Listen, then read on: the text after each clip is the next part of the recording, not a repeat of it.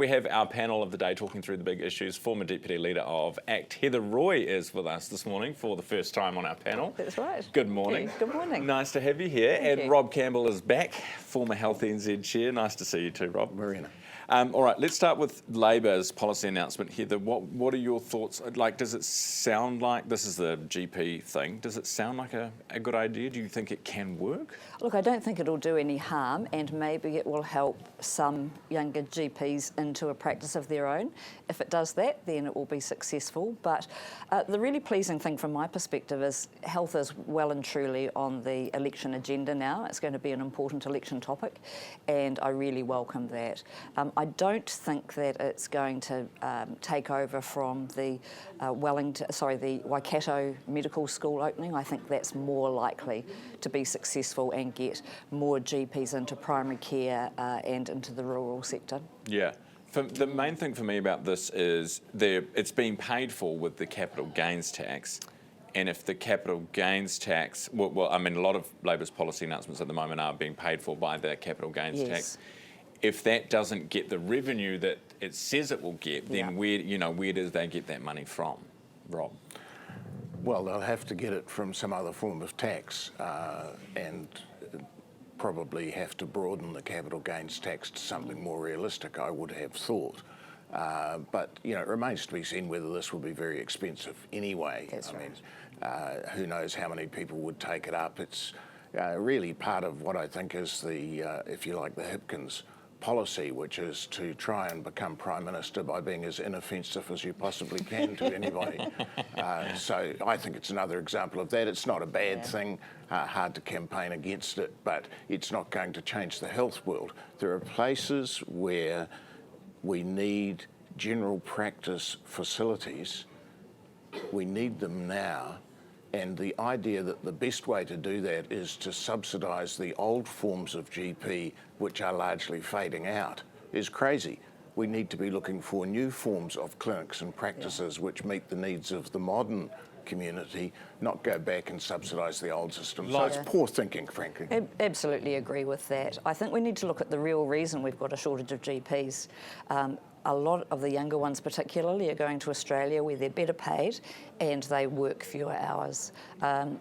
After hours care is a significant problem in New Zealand, and if you expect somebody to work from 8 o'clock in the morning till 6 o'clock at night and then still be on call to cater for their patients in the way that in the past GPs used to, I don't think that's realistic anymore. What are you talking about, Rob, the other form? Te Whatu Ora has to take up the slack. It has to actively get involved with providing primary care facilities where the market's not doing so, and there are plenty of places where the market's not doing so. Te Whatu Ora should be stepping in and providing those facilities. Now, there are still workforce issues at that point, but at least you can plan and control and contribute towards those. This idea that you can subsidise everything to achieve your ends is really, it's an old practice, frankly. Yesterday's solutions. TikTok, speaking of tomorrow, TikTok is got a lot of those sort of parenting experts. I mean, are they experts? I don't know, probably not. But one of the trends that's going online is gentle parenting, where when your child's having a meltdown, you say, oh, let's talk about your feelings.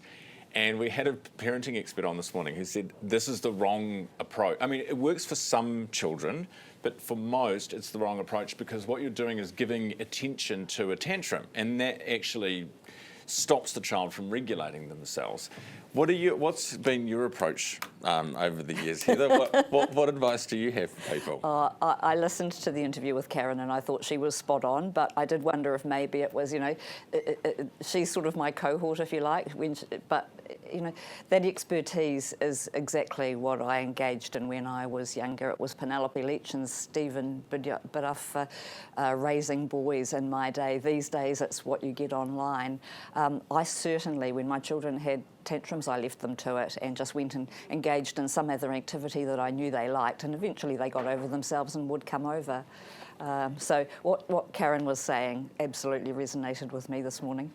Rob, what do you think? I'm a grandparent now, and it's our job to spoil our grandchildren. Let them do what they want to do, support them in whatever they want to do. Never mind the parents, that's their problem. Yeah. If one of your grandkids is having a bit of a meltdown, which happens, Do you sort of take a step back? What is your go-to method of dealing with it? Take quite a number of steps back, Ryan. And wash my your hands approach, of it. and call the parents. Smoking and vaping, we just spoke to Rob Beaglehole about this, and he said he genuinely never thought we would get to a point where we would have basically no smoking for teenagers and very, negligible kind of, I mean, it's not negligible, it's like 7-8%, but bugger all vaping for young people. And we got here by price, but also it's the kind of making it uncool for young people that I think has been working. What do you think, Heather? Yeah, I think the uncool aspect is it's the coolness that drives younger people until they sort of develop more hardened and more wiring in their brain to see common sense. So I think the uncool factor is probably the thing that makes a difference. It is pleasing to see those numbers going down. And look, I've got several acquaintances and friends who used vaping to give up smoking, but then gave up the vaping. But what was really concerning, I think, was when vaping turned into the cool thing and all the young people gravitated to that. So sort of one step forward, one step back almost. From a public health perspective, it has been a pretty successful thing. I think it's great. It's not perfect, nothing is, but it's great. And what we should do, Ryan, I think, is take the public health lessons out of it, which is we can apply public health knowledge, we can run campaigns around this, and we can change practices. So hopefully it's coming up for things like alcohol more effectively, for sugars, for the other things we know that are commercially causing ill health. We should be doing more of that. We can show that it works. Works for smoking, why not for other things? I agree. The only difference with those is with food, for example, is there are social, smoking's just sort of just bad, isn't it? You know what I mean? Like you can have a chocolate cake and it can be nice and you can not die or get type 2 diabetes. Whereas with smoking, you basically You just get poor old lung cancer or something like that. It's not that bad. Is that what you're trying to say? No.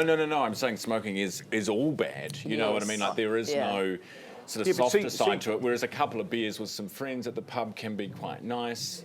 See, but that's what it used to be. See, you're young. And when I grew up, our parents smoked, and to smoke was to be a little bit naughty because you knew your parents didn't think you should be smoking. It was a bit like drinking. All of those kinds of things applied. So it was much more a surround sound than it is these days. So it was just part of what you did, and we've changed that, and good on us. Shows we can do it. And I think food things are changing too. When I was in Parliament, the then Health Minister, Annette King, was proposing a fat tax. Fast forward 15 years, and now fat's the good thing and sugar's the enemy. And so there's fads and you have to ride that wave, I think. But I think we are getting much better at educating people. And social media is one of the things that's helping drive those things, I think. It's got a bad aspect to it, but it makes information much more available to everybody and helps them make the right life choices. So I think we are moving the dial in the right direction. It's just you've got to keep at these things, and the public health people need to be able to come in and share their expertise in the easiest possible way so that those messages are getting across. The only difficulty with it that I can see is that if you've got a government like the present one, and the more you cut down smoking, the more you have to subsidise the tobacco people to make up for it. Good to see you both this morning. That is Heather Roy, former ACT Party Deputy Leader, and Rob Campbell, former Chair of Health NZ.